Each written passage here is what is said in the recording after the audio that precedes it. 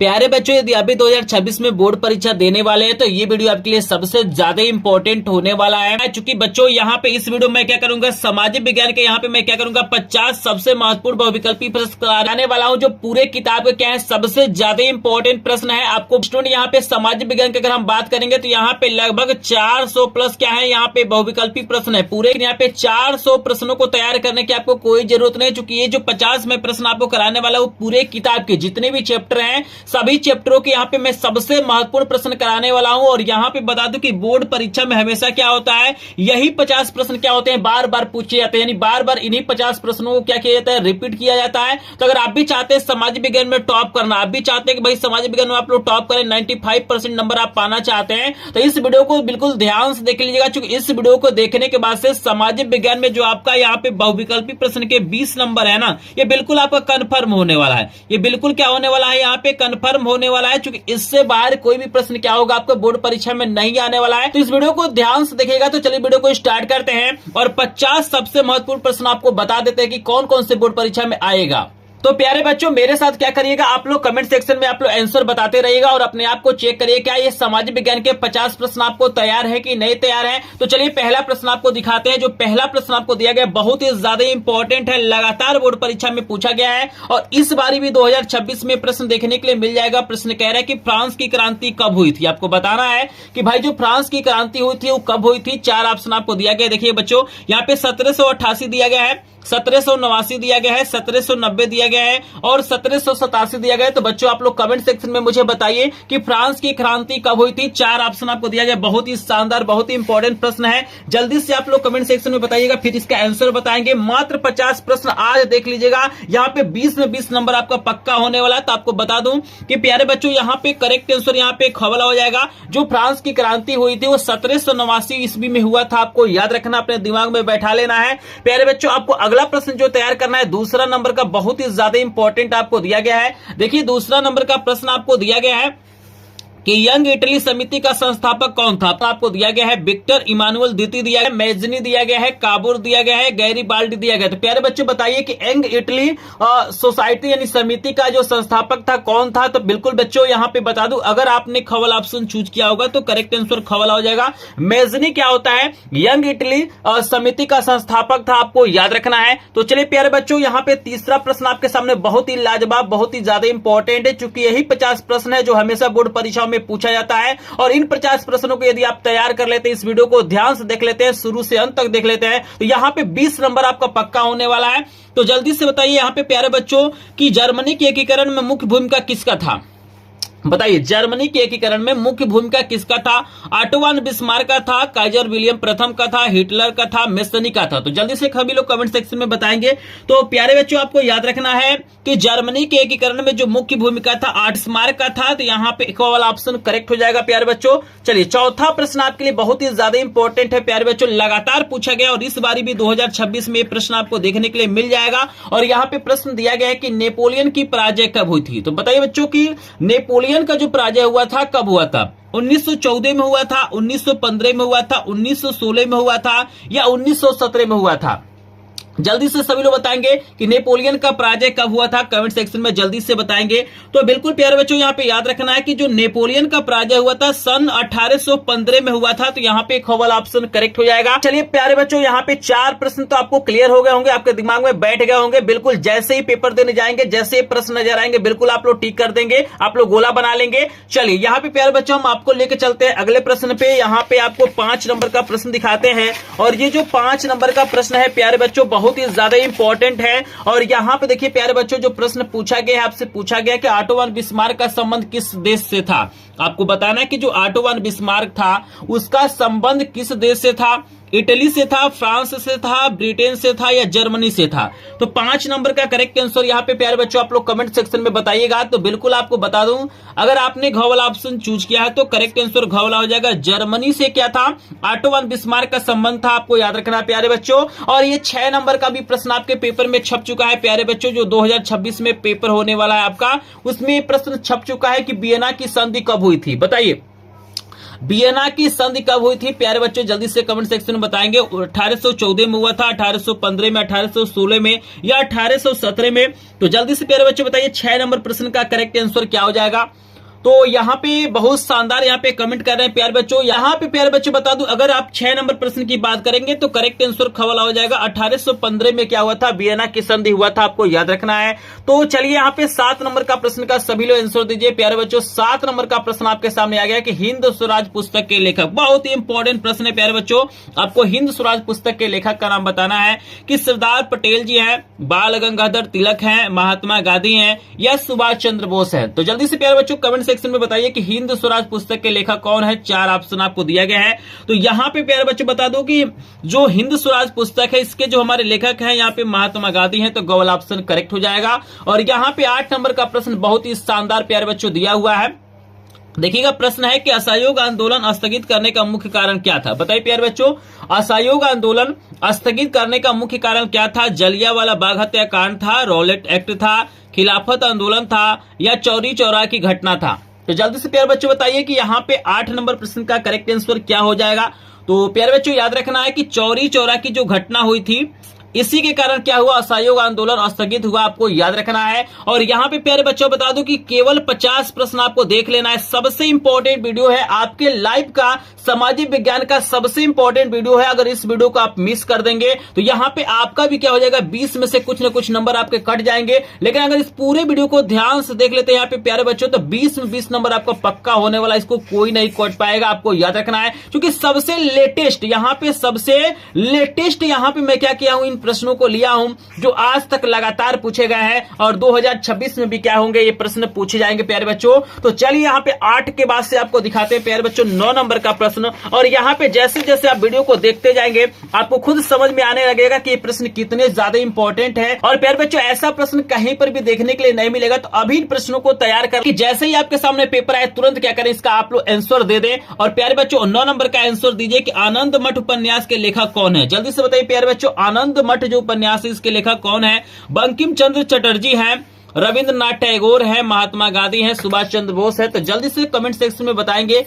तो बिल्कुल यहाँ पे बता दूं कि आनंद मठ जो उपन्यास है इसके लेखक क्या है, बंकिम चंद्र चटर्जी है, आपको याद रखना है। और 10 नंबर का प्रश्न है, बहुत ही शानदार दिया गया है। यहाँ पे देखिएगा 10 नंबर का प्रश्न है कि आर्थिक महामंदी का प्रारंभ कब से हुआ था। 1919 से हुआ था, 1924 से हुआ था, 1929 से हुआ था या 1934 से हुआ था। कमेंट सेक्शन में जल्दी से बताएंगे।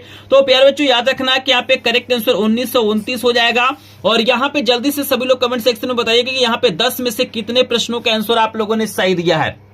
जल्दी से मुझे कमेंट सेक्शन में सभी लोग बता दीजिए कि 10 में से कितने प्रश्न आपको तैयार हो गए हैं। तो चलिए यहाँ पे काफी संख्या में लोग कमेंट कर दिए होंगे। और यहाँ पे बता दूं कि जो स्टूडेंट यहाँ पे लगभग 5+ प्रश्नों का आंसर सही दिया है या इस वीडियो को देखने के बाद से तैयार हो गया है, तो वो बच्चा क्या करेगा, सामाजिक विज्ञान में टॉप करेगा। उसका 95% नंबर क्या है यहाँ पे फिक्स होने वाला है। और यहाँ पे चलिए आगे भी चेक करिए कि आपको आगे के प्रश्न तैयार है कि नहीं तैयार है। जैसे देखिए 11 नंबर का प्रश्न यहाँ पे प्यारे बच्चों दिया गया, बहुत ही लाजवाब, बहुत ही शानदार दिया गया है कि अफ्रीका में रेंडर पेस्ट क्या था। बहुत ही फेमस चीज है रेंडर पेस्ट अफ्रीका के लिए। आपको बताना ये क्या था, एक जानवर था, एक घटना था, एक खेल था या एक बीमारी था। तो जल्दी से प्यारे बच्चों कमेंट सेक्शन में बताइए 11 नंबर का करेक्ट आंसर क्या हो जाएगा। तो बिल्कुल यहाँ पे याद रखना है कि जो अफ्रीका में रेंडर पेस्ट था प्यारे बच्चों, ये एक प्रकार का बीमारी था। ग्लोबल ऑप्शन करेक्ट हो जाएगा। और यहाँ पे 12 नंबर का भी प्रश्न आपके सामने आ गया, बहुत ही प्यारा, बहुत ही ज्यादा इंपॉर्टेंट प्रश्न है प्यारे बच्चों। ये लगातार बोर्ड परीक्षाओं में पूछा गया है कि कॉर्न लॉ संबंधी देश है। आपको बताना कि कॉर्न लॉ ये जो मतलब है वो किस देश से संबंधित है। जर्मनी से है, अमेरिका से है, ब्रिटेन से है, फ्रांस से। तो जल्दी से प्यारे बच्चों बताइए कि कौन सा ऑप्शन करेक्ट होगा। तो यहाँ पे प्यारे बच्चों बता दो कि यहाँ पे जो कॉर्न लॉ है ना, ये ब्रिटेन से संबंधित है। तो ग्लोबल ऑप्शन करेक्ट हो जाएगा, अपने दिमाग में बैठा लीजिएगा। और यहाँ पे 13 नंबर प्रश्न का सभी लोग आंसर दीजिए कि 1944 में ब्रिटेन बुड्स सम्मेलन कहां पर आयोजित किया गया था। बहुत ही प्यारा प्रश्न है, बहुत ही ज्यादा इंपॉर्टेंट प्रश्न है। तो प्यारे बच्चों जल्दी से बताइए 1944 में ब्रिटेन बुड्स सम्मेलन कहां पर आयोजित किया गया था। ब्रिटेन में किया गया था, अमेरिका में किया गया था, फ्रांस में किया गया था या भारत में किया गया था। जल्दी से सभी लोग बताइए कमेंट सेक्शन में। जल्दी से बताइए। तो 13 नंबर का जो करेक्ट आंसर हो जाएगा अमेरिका हो जाएगा। आपको याद रखना है कि सन 1944 में ब्रिटिश सम्मेलन था वो अमेरिका में हुआ था। तो प्यारे बच्चों, जहां तक मुझे लग रहा है कि आपको 13 प्रश्न तो तैयार हो गए होंगे। आपको किसी और वीडियो को देखने की बिल्कुल भी जरूरत नहीं है, मात्र इस वीडियो को देख के जाइएगा, पूरा का पूरा नंबर आप पाएंगे। और यहाँ पे पेपर देने के बाद से आप लोग आके जरूर कमेंट कीजिएगा कि यहाँ पे 50 में से कितने प्रश्न आपके पेपर में आए थे। बिल्कुल यहीं से प्रश्न बनने वाला है प्यारे बच्चों, बस एक बार विश्वास करके इस पूरे वीडियो को ध्यान से देख लीजिएगा। यहाँ पे प्यारे बच्चों 14 नंबर प्रश्न का आंसर दीजिए कि भारत का पहला लौह इस्पात संयंत्र कहां पर स्थापित किया गया था। आपको बताना है कि भारत में पहला लौह इस्पात संयंत्र कहां पे स्थापित किया गया था। कानपुर में किया गया था, मुंबई में किया गया था, अहमदाबाद में किया गया था या जमशेदपुर में किया गया था। तो प्यारे बच्चों जल्दी से मुझे कमेंट सेक्शन में बताइएगा कि 14 का करेक्ट आंसर क्या हो जाएगा। तो प्यारे बच्चों बता दो कि यहाँ पे करेक्ट आंसर घ वाला हो जाएगा जमशेदपुर, आपको याद रखना है। और यहाँ पे प्यारे बच्चों 15 नंबर का सभी लोग आंसर दीजिएगा कि गुमस्ता क्या है। बताइए प्यारे बच्चों कि गुमस्ता क्या है। बुनकर है, कपड़ा व्यवसायी है, वेतनभोगी कर्मचारी है या ऊन बेचने वाले हैं, मतलब किसे यहाँ पे गुमस्ता बोला जाता है। प्यारे बच्चों जल्दी से कमेंट सेक्शन में बताएंगे। तो याद रखिएगा इसका जो करेक्ट आंसर हो जाएगा ग वाला हो जाएगा, वेतनभोगी कर्मचारी को गुमस्ता कहा जाता है, आपको याद रखना है। और प्यारे बच्चों 16 नंबर का प्रश्न बिल्कुल आपके पेपर में छप चुका है। प्यारे बच्चों इसको याद रखिएगा, बिल्कुल आपको नहीं भूलना है। प्रश्न है कि ज्योतिबा बाई फुले ने कौन सी पुस्तक लिखी थी। बताइए ज्योतिबा बाई फुले ने कौन सी पुस्तक लिखी थी। प्यारे बच्चों कभी कोई पूछता है कि गुलामगिरी किसकी मतलब रचना है, क्या गुलामगिरी पुस्तक के लेखक कौन है। तो प्यारे बच्चों याद रखना है कि ज्योतिबा बाई फुले ने गुलामगिरी पुस्तक लिखा था, कॉवल ऑप्शन करेक्ट हो जाएगा। और यहाँ पे प्यारे बच्चों 17 नंबर का सभी लोग आंसर दीजिएगा। 17 नंबर का कितना ज्यादा इंपॉर्टेंट प्रश्न आपसे पूछा गया है कि वर्नाक्यूलर प्रेस एक्ट कब लागू किया गया था। तो प्यारे बच्चों जल्दी से बताइए कि वर्नाक्यूलर प्रेस एक्ट कब लागू किया गया था। 1875 में, 1878 में, 1880 में या 1885 में। तो 17 का करेक्ट आंसर प्यारे बच्चों जल्दी से बताएंगे, यहाँ पे जल्दी से बताइए। 17 का करेक्ट आंसर बता दूं कि यहाँ पे हो जाएगा आपका खवाला। सन 1878 में क्या किया गया था, वर्नाक्यूलर प्रेस एक्ट लागू किया गया था, आपको याद रखना है। और प्यारे बच्चों 18 नंबर का प्रश्न भी बहुत ही ज्यादा इंपॉर्टेंट है, जल्दी से आप लोग कमेंट में बताइएगा कि पंजाब में भूमि निम्नीकरण का मुख्य कारण क्या था। गहन खेती था, वनमूलन था, अधिक सिंचाई था या अति पशुचरण था। तो प्यारे बच्चों जल्दी से कमेंट सेक्शन में बताइए कौन सा ऑप्शन करेक्ट होगा। तो बिल्कुल बहुत शानदार यहाँ पे बिल्कुल यहाँ पे बहुत शानदार यहाँ पे कमेंट आ रहा है। और यहाँ पे प्यारे बच्चों बता दूं करेक्ट आंसर यहाँ पे ग वाला हो जाएगा। और जहां तक मुझे लग रहा है कि आपको इस प्रश्न में जरूर कुछ न कुछ डाउट होगा, क्योंकि बहुत सारे बच्चों को लग सकता है कि हमारा ऑप्शन नंबर क सही होगा, कुछ लोगों को लग सकता है कि ऑप्शन नंबर घ सही होगा। तो प्यारे बच्चों अगर इस प्रश्न का आंसर मैंने गलत बताया होगा, अगर आपको लगता है कि अधिक सिंचाई गलत है, तो प्यारे बच्चों आप लोग कमेंट सेक्शन में जरूर बताइएगा कि इसका करेक्ट आंसर क्या होगा। जहां तक मुझे लग रहा है कि यहाँ पे अधिक सिंचाई होना चाहिए। अगर इसमें आपको डाउट होगा तो प्यारे बच्चों कमेंट सेक्शन में जरूर बताइएगा। आगे चलते हैं। और यहाँ पे प्यारे बच्चों 18 के बाद से देखिएगा यहाँ पे 19 नंबर का बहुत ही शानदार प्रश्न आपके सामने आया है। प्यारे बच्चों देख सकते हैं, आपको बताना है कि सोपानी कृषि की जाती है। बताइए प्यारे बच्चों सोपानी कृषि कहाँ पे किया जाता है। उत्खात भूमि पर किया जाता है, ढाल वाली भूमि पर किया जाता है, मैदानी भूमि पर किया जाता है या इनमें से कोई नहीं। तो प्यारे बच्चों आपको याद रखना है कि सोपानी जो कृषि होता है ना, वो ढाल वाली भूमि पे किया जाता है। तो खवल ऑप्शन करेक्ट हो जाएगा। और प्यारे बच्चों 20 नंबर का सबसे ज्यादा इंपॉर्टेंट प्रश्न आपके सामने आ गया है कि आपको बताना है कि जून 1992 में अंतर्राष्ट्रीय पृथ्वी सम्मेलन किस देश में हुआ था। बताइए प्यारे बच्चों 1992 में जो अंतर्राष्ट्रीय पृथ्वी सम्मेलन है वो कहां पर हुआ था। न्यूयॉर्क में हुआ था, रियो डी जेनेरियो में हुआ था, पेरिस में हुआ था या नई दिल्ली में। तो प्यारे बच्चों 20 नंबर प्रश्न का करेक्ट आंसर देंगे। तो प्यारे बच्चों अगर आपने ख वाला ऑप्शन चूज किया होगा तो करेक्ट आंसर ख वाला हो जाएगा। और यहाँ पे प्यारे बच्चों ये भी बता दिया कि यहाँ पे 20 प्रश्न खत्म हो गए। 20 प्रश्न मैंने आपको बता दिया। प्यारे बच्चों जल्दी से बताइए 20 में से कितने प्रश्न आपको तैयार हो गए हैं, जल्दी से मुझे कमेंट सेक्शन में बताइएगा। तो प्यारे बच्चों बता दूं अगर 20 में से लगभग 10 प्लस प्रश्न आपने तैयार कर लिया है या आपको पहले से तैयार थे या इस वीडियो को देखने के वास्ते तैयार हो गए हैं, तो प्यारे बच्चों आप लोग क्या करेंगे, यहाँ पे सामाजिक विज्ञान में बिल्कुल 95% नंबर पाएंगे। अगर आपको इससे कम प्रश्न तैयार हुए हैं तो प्यारे बच्चों इन प्रश्नों को आप लोग जरूर तैयार करेंगे। और यहाँ पे प्यारे बच्चों जो लोग इस वीडियो को लाइक नहीं किए होंगे प्लीज वीडियो को लाइक कर देंगे। चैनल पे पहली बार आए होंगे तो चैनल को सब्सक्राइब जरूर करेंगे। और प्यारे बच्चों अगर आपको सभी विषयों के पीडीएफ नोट चाहिए बिल्कुल फ्री में, जैसे हिंदी का भी आपको 50 प्रश्न का इंपॉर्टेंट पीडीएफ चाहिए या आपको 100 प्रश्नों का पीडीएफ चाहिए, तो आप लोग हमारे ग्रुप को जरूर ज्वाइन करिएगा, जिसका लिंक डिस्क्रिप्शन में दिया गया है। अगर आपको डायरेक्ट तुरंत पीडीएफ नोट चाहिए सभी विषयों का, ठीक है ना, चाहे आप इस वीडियो को देख रहे हैं इसका भी पीडीएफ नोट चाहिए समाज विज्ञान का, तो आपको लास्ट में अपना व्हाट्सएप नंबर दूंगा, मैं पर्सनल व्हाट्सएप नंबर दूंगा, वहां पे आपको मैसेज करके बिल्कुल फ्री में वहां पे आपको पीडीएफ नोट मिल जाएगा। तो वीडियो को ध्यान से देखिए, तभी जाके आपको नंबर मिल पाएगा। वीडियो के लास्ट में मैं क्या करूंगा, अपना नंबर दूंगा, तो वीडियो को ध्यान से देखिएगा। और प्यारे बच्चों, यहाँ पे 21 नंबर का प्रश्न का सभी लोग आंसर देंगे कि काली मिट्टी में मुख्य रूप से कौन सी फसल उगाई जाती है। तो प्यारे बच्चों जल्दी से बताइए, काली मिट्टी में कौन सी फसल मतलब मुख्य रूप से उगाई जाती है? रबर, मक्का, कपास, चावल।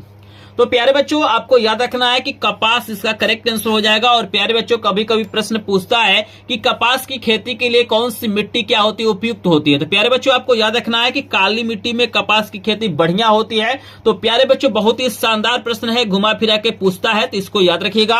और यहाँ पे 22 नंबर का प्रश्न है प्यारे बच्चों की किस मृदा का निर्माण भारी वर्षा से अत्यधिक निक्षालन के फलस्वरूप होता है? तो 4 ऑप्शन आपको प्यारे बच्चों दिया गया है। लाल मिट्टी दिया गया है, और पीली मिट्टी दिया गया है, काली मिट्टी दिया गया है, लेटराइट मिट्टी दिया गया है। तो प्यारे बच्चों जल्दी से बताइए 22 का करेक्ट आंसर क्या हो जाएगा, कमेंट में बताएंगे प्यारे बच्चों। तो प्यारे बच्चों आपको याद रखना है कि करेक्ट आंसर घवला हो जाएगा, लेटराइट मिट्टी हो जाएगा, आपको याद रखना है। चलिए प्यारे बच्चों यहाँ पे 22 प्रश्न आपको यहाँ पे क्लियर हो गया होगा, तैयार हो गया होगा, बिल्कुल आप लोग पेपर में छाप के आएंगे, एक भी प्रश्न मत छोड़िएगा, क्योंकि यहीं से सारे प्रश्न बनने हैं। और यहाँ पे प्यारे बच्चों 23 नंबर का प्रश्न आपको दिया गया है कि भारतीय वन जीवन रक्षण अधिनियम कब लागू किया गया? तो प्यारे बच्चों बताइए कि भारतीय वन्य जीव रक्षण अधिनियम कब लागू किया गया? 1970 में, 1972 में, 1983 में, 1990 में। तो प्यारे बच्चों जल्दी से बताइए 23 नंबर का करेक्ट आंसर क्या हो जाएगा? तो प्यारे बच्चों याद रखिए करेक्ट आंसर खोला हो जाएगा 1972, आपको याद रखना है। और यहाँ पे 24 नंबर का प्रश्न है प्यारे बच्चों की प्रोजेक्ट टाइगर की शुरुआत किस वर्ष हुई? बताइए प्यारे बच्चों प्रोजेक्ट टाइगर की शुरुआत किस वर्ष हुई? 1970, 72, 73, 90। तो प्यारे बच्चों 24 का करेक्ट आंसर बताएंगे तो यहाँ पे 1973 हो जाएगा, गूगल ऑप्शन करेक्ट हो जाएगा प्यारे बच्चों। और यहाँ पे 25 नंबर का भी प्रश्न बहुत ही ज्यादा इंपॉर्टेंट है प्यारे बच्चों। प्रश्न पूछा गया है कि हरा सोना निम्नलिखित में से किसे कहा जाता है? तो बताइए प्यारे बच्चों हरा सोना किसे कहा जाता है? प्राकृतिक वनस्पति को कहा जाता है, घास के मैदान को कहा जाता है, यहाँ पे घास का मैदान रहेगा, याद रखना है, हरे पेड़ को कहा जाता है या सघन झाड़ी को कहा जाता है। तो प्यारे बच्चों याद रखना है कि यहाँ पे हरा सोना प्राकृतिक वनस्पति को कहा जाता है, खबल ऑप्शन करेक्ट हो जाएगा। और यहाँ पे प्यारे बच्चों आपके सामने पूछा गया है बांध से रिलेटेड कोई ना कोई प्रश्न आता है, इंपॉर्टेंट है, याद रखिएगा। कुछ बांधों का नाम आप लोग जरूर याद कर लीजिएगा कि कहां पर स्थित है, किस नदी पे बना है। जैसे यहाँ पे दिया गया है कि सरदार सरोवर बांध किस नदी पर बना है? बताइए प्यारे बच्चों सरदार सरोवर बांध किस नदी पे बना है? ताप्ती नदी पे, महानदी पे, नर्मदा नदी पे, कावेरी नदी पे। तो प्यारे बच्चों 26 का करेक्ट आंसर सभी लोग बताएंगे। तो यहाँ पे प्यारे बच्चों याद रखना है 26 का करेक्ट आंसर गोला हो जाएगा। यहाँ पे सरदार सरोवर जो बांध है प्यारे बच्चों नर्मदा नदी पे है, कभी कभी टिहरी बांध भी पूछा जाता है, तो आपको याद रखना है, ठीक है ना। यानी बांध से रिलेटेड चीजों को थोड़ा सा आप लोग अच्छे से पढ़ लीजिएगा। और यहाँ पे देखिएगा प्यारे बच्चों यहाँ पे फसलों के प्रकार से भी प्रश्न बोर्ड परीक्षा में आते हैं। जैसे प्रश्न पूछा गया है कि इनमें से कौन सी रबी फसल है, तो आप लोग फसलों के बारे में थोड़ा सा देख लेंगे। खरीफ फसल क्या होता है, यहाँ पे नकदी फसल क्या होता है, रोपड़ की फसल क्या होता है, रबी की फसल क्या होती है, उसे कब बोया जाता है। तो फसलों से रिलेटेड एक बार प्रश्नों को थोड़ा सा पढ़ लेंगे आप लोग। यहाँ पे एक प्रश्न मैं करा देता हूँ, ठीक है ना। प्रश्न है कि आपको बताएं इसमें कौन रबी की फसल है? चावल है, मोटे अनाज है, चना है, कपास है। तो प्यारे बच्चों जल्दी से बताइए 27 का करेक्ट आंसर क्या हो जाएगा? तो याद रखना है प्यारे बच्चों 27 का करेक्ट आंसर गो वाला हो जाएगा। चना आपका क्या है? रबी की फसल है, याद रखना है। और प्यारे बच्चों आगे चलते हैं और यहाँ पे 27 के बाद से 28 नंबर का प्रश्न करा देते हैं। बिल्कुल कम समय में आपको 50 प्रश्न कराऊंगा ताकि बोर्ड परीक्षा में आप लोग बढ़िया से बढ़िया नंबर पा जाए। और यहाँ पे जैसे ही आप लोग पेपर दे के आइएगा प्लीज कमेंट सेक्शन में आप लोग जरूर बताइएगा कि यहाँ पे 50 में से कितने प्रश्न आपके बोर्ड परीक्षा में आए थे। तो प्यारे बच्चों यहाँ पे 28 का आंसर देंगे कि यहाँ पे रोपड़ कृषि की फसल बताना है। प्यारे बच्चों आपको बताना है। बहुत ही शानदार प्रश्न है, हमेशा पूछा जाता है कि रोपड़ कृषि की फसल, तो प्यारे बच्चों आपको कमेंट में बताना है। पहला ऑप्शन है कहवा है, दूसरा कपास है, तीसरा तिलहन है, चौथा गेहूं है। तो प्यारे बच्चों बताइए कि कौन सा यहाँ पे फसल है जो रोपड़ कृषि की फसल होगा। तो प्यारे बच्चों याद रखना है कि क वाला ऑप्शन करेक्ट हो जाएगा, कहवा हो जाएगा। और यहाँ पे प्यारे बच्चों देखिएगा, आपसे पूछा गया है इसमें से कौन सी फसल है जो मोटे अनाज के अंतर्गत आएगा। मूंगफली है, ज्वार है, चना है, मूंग है। बताइए प्यारे बच्चों 29 का करेक्ट आंसर बताएंगे, मोटे अनाज के अंतर्गत क्या आएगा। तो भाई यहाँ पे याद रखना है कि ज्वार हो जाएगा, ख वाला ऑप्शन करेक्ट हो जाएगा। और प्यारे बच्चों 30 नंबर का प्रश्न बहुत ही ज्यादा इंपॉर्टेंट आपको दे दिया गया है। यहाँ पे बताना है इसमें से गैर परंपरागत ऊर्जा का साधन कौन सा है। कोयला है, पेट्रोलियम है, सौर ऊर्जा है, प्राकृतिक गैस है। तो प्यारे बच्चों 30 नंबर का करेक्ट आंसर बताएंगे।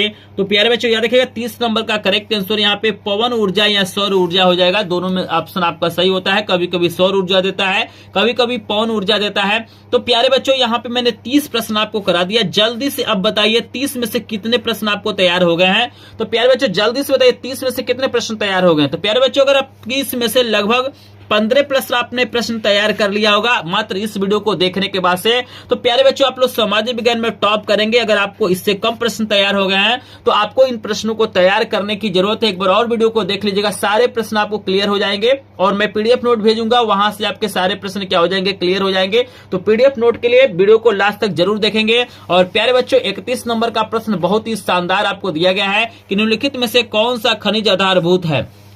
बताइए प्यारे बच्चों इसमें से कौन सा ऐसा खनिज है जो आधारभूत है। मैग्नीज है, लौह अयस्क है, अभ्रक है, बॉक्साइड है। तो जल्दी से प्यारे बच्चों बताइए 31 का करेक्ट आंसर क्या हो जाएगा। तो प्यारे बच्चों याद रखना है कि 31 का करेक्ट आंसर खोला हो जाएगा, लौह अयस्क हो जाएगा, आपको याद रखना है। और प्यारे बच्चों 32 नंबर का देखिए कितना शानदार प्रश्न दिया गया है कि निम्न में से कौन सा उद्योग बॉक्साइड को कच्चे माल के रूप में प्रयोग करता है। तो प्यारे बच्चों 4 ऑप्शन दिया गया, एल्युमिनियम दिया गया है, कागज दिया गया है, और यहाँ पे सीमेंट है और स्टील है। तो बताइए प्यारे बच्चों 32 का करेक्ट आंसर क्या हो जाएगा। तो प्यारे बच्चों आप जानते हैं कि बॉक्साइड क्या होता है, एल्युमिनियम का अयस्क होता है। तो यहाँ पे कोबल ऑप्शन करेक्ट हो जाएगा। क्लियर है प्यारे बच्चों, बस इतना देख के जाइएगा, सब कुछ यहीं से आने वाला है, तो बिल्कुल आपको टेंशन नहीं लेना है। और यहाँ पे 33 नंबर का प्रश्न देख सकते हैं प्यारे बच्चों, आपके सामने आ गया है। बिल्कुल लेटेस्ट प्रश्न यहाँ पे लेके आया हूं जो बोर्ड परीक्षा में आने वाला है। और 33 नंबर का प्रश्न है प्यारे बच्चों, निम्नलिखित में से कौन सा संघीय राज्य नहीं है। बताइए प्यारे बच्चों यहाँ पे कौन सा ऐसा राज्य है जो संघीय नहीं है। चंडीगढ़ है, उड़ीसा है, राजस्थान है, तमिलनाडु है।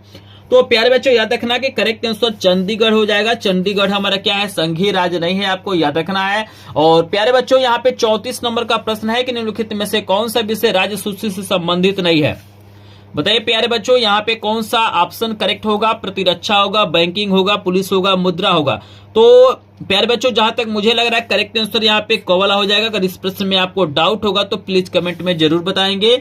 और यहाँ पे 35 नंबर का प्रश्न मोस्ट इंपॉर्टेंट दिया गया है प्यारे बच्चों, महिला आरक्षण अधिनियम कब पारित किया गया था। तो इसको थोड़ा सा आप लोग पढ़ लीजिएगा, महिला आरक्षण अधिनियम के बारे में पढ़ लीजिएगा, क्योंकि इससे रिलेटेड कोई ना कोई प्रश्न क्या होता है बोर्ड परीक्षा में पूछा जाता है। तो इसके बारे में थोड़ा सा डीप आप लोग पढ़ लीजिएगा।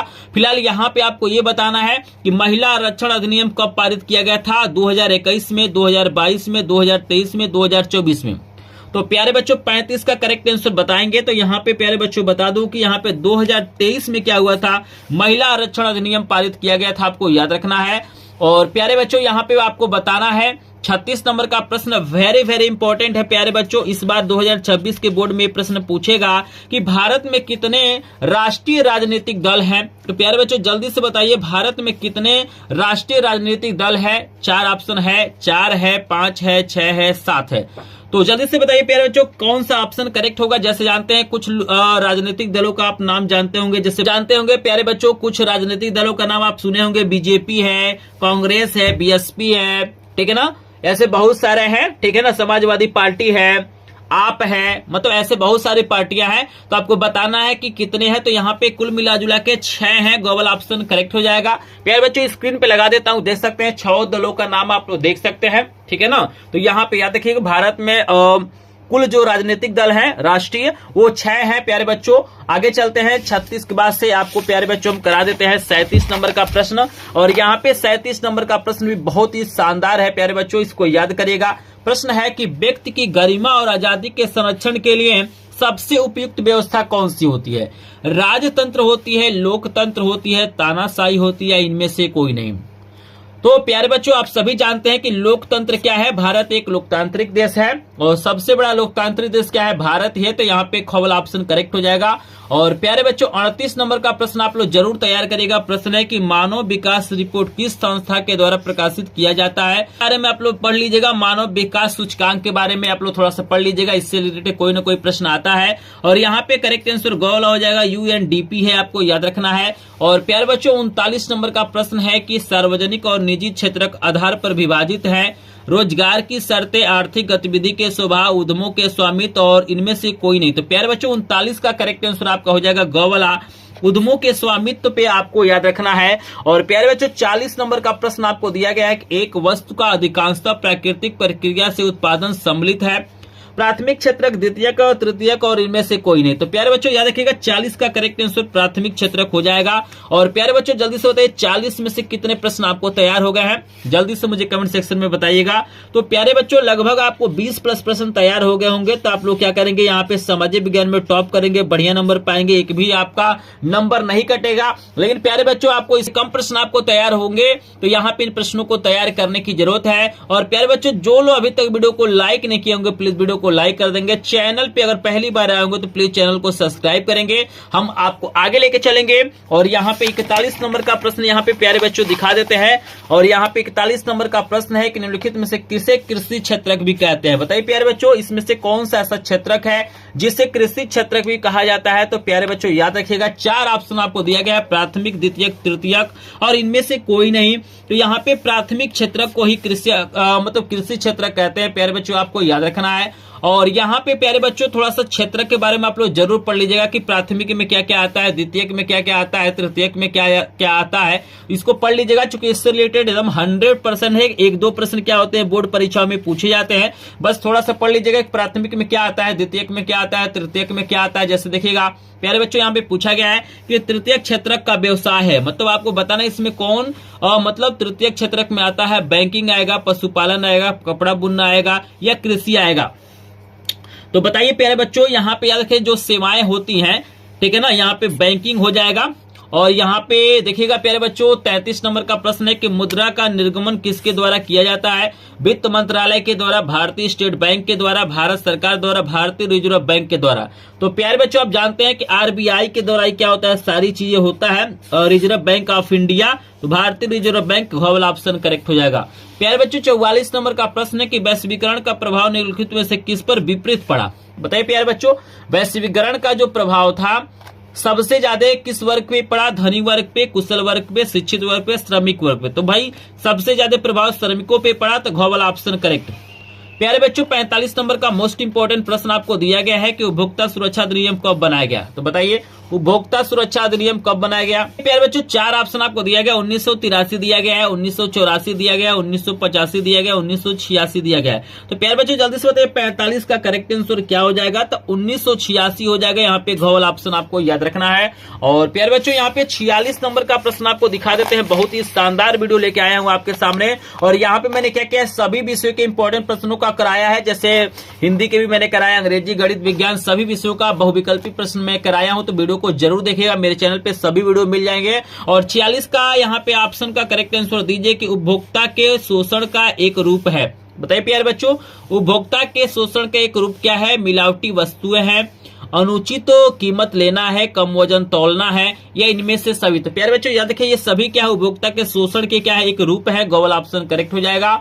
और प्यारे बच्चों, आपको बताना है 47 नंबर का प्रश्न है कि सूचना का अधिकार अधिनियम कब पारित किया गया? 4 ऑप्शन आपको दिया गया, बहुत ही ज्यादा इंपॉर्टेंट क्वेश्चन है प्यारे बच्चों। जल्दी से बताइए 47 का करेक्ट आंसर क्या हो जाएगा? तो 47 का करेक्ट आंसर यहाँ पे याद रखना, अक्टूबर 2005 में यहाँ पे कॉवल ऑप्शन करेक्ट है। प्यारे बच्चों, 48 नंबर का प्रश्न है कि निम्नलिखित में से कौन सा ऋण के औपचारिक स्रोतों में शामिल है? बैंक, साहूकार, नियोक्ता, व्यापारी। तो बैंक हो जाएगा 48 का करेक्ट आंसर क वाला। चलिए प्यारे बच्चों, अगला प्रश्न आपको दिया गया 49 नंबर का, और यहाँ पे 50 नंबर का प्रश्न बहुत ज्यादा इंपॉर्टेंट है। तो प्यारे बच्चों 49 का बताइए, इसमें से किसका कार्य द्वितीयक क्षेत्रक में आता है? कुम्हार का, शिक्षक का, मछुआरा का, कृषक का। तो बताइए प्यारे बच्चों 49 का करेक्ट आंसर क्या हो जाएगा? तो यहाँ पे आपको याद रखना है कि 49 का जो करेक्ट आंसर है कुम्हार हो जाएगा, कौल ऑप्शन करेक्ट है। और यहाँ पे प्यारे बच्चों अगला प्रश्न जो आपके सामने है 50 नंबर का, वो बहुत ही प्यारा प्रश्न है, बहुत ही ज्यादा इंपॉर्टेंट है और बोर्ड परीक्षा 2026 में यहाँ पे प्रश्न आपको देखने के लिए मिल जाएगा। प्रश्न है कि निम्नलिखित में से किसका कार्य प्राथमिक क्षेत्र के अंतर्गत आता है? किसका कार्य प्राथमिक क्षेत्र के अंतर्गत आता है? 4 ऑप्शन है, डाकिया है, शिक्षक है, मछुआरा है, व्यापारी है। तो प्यारे बच्चों ये मैं आपको होमवर्क दे रहा हूं, ये आपको कमेंट सेक्शन में बताना है। जितने लोग क्या करे होंगे इस वीडियो को ध्यान से देखे होंगे, लास्ट अगर आप इस वीडियो को देखे होंगे तो प्यारे बच्चों आपको जरूर बताना है कि यहाँ पे 50 नंबर का करेक्ट आंसर क्या होगा। और यहाँ पे प्यारे बच्चों बता दूं कि अगर आपको फ्री में पीडीएफ नोट चाहिए तो आप हमसे फ्री में पीडीएफ नोट ले सकते हैं। अगर आप चाहते हैं ग्रुप में पीडीएफ नोट लेना सभी विषयों का, सभी इंपॉर्टेंट प्रश्नों का, वायरल पेपर का, मॉडल पेपर का, तो आप हमारे ग्रुप को ज्वाइन कर सकते हैं जिसका लिंक आपको डिस्क्रिप्शन में दिया गया है। अगर आपको तुरंत पीडीएफ नोट चाहिए सभी विषयों का बिल्कुल फ्री में, तो प्यारे बच्चों ये व्हाट्सएप नंबर मेरा देख सकते हैं, इस पे आपको मैसेज करना है। लेकिन यहाँ पे कंडीशन ये है, अगर आपको तुरंत पीडीएफ नोट चाहिए तो आपको चैनल को सब्सक्राइब करके इस वीडियो को लाइक करके मुझे स्क्रीनशॉट इस नंबर पे भेजना और जो भी विषय मतलब आपको पीडीएफ नोट चाहिए उस विषय का नाम लिखना है। आपको तुरंत क्या होगा, यहाँ पे आपको पीडीएफ नोट मिल जाएगा, ठीक है ना। तो आप लोग कमेंट जरूर करिएगा, आप लोग व्हाट्सएप पे मैसेज जरूर करिएगा और यहाँ पे मुझे जरूर बताइएगा कि 50 में से कितने प्रश्न आपको तैयार हो गए होंगे। तो वीडियो को लाइक अभी तक नहीं किए होंगे, प्लीज वीडियो को लाइक करेंगे। तो चलिए मिलते हैं किसी नए वीडियो में, तब तक के लिए आप सभी का धन्यवाद।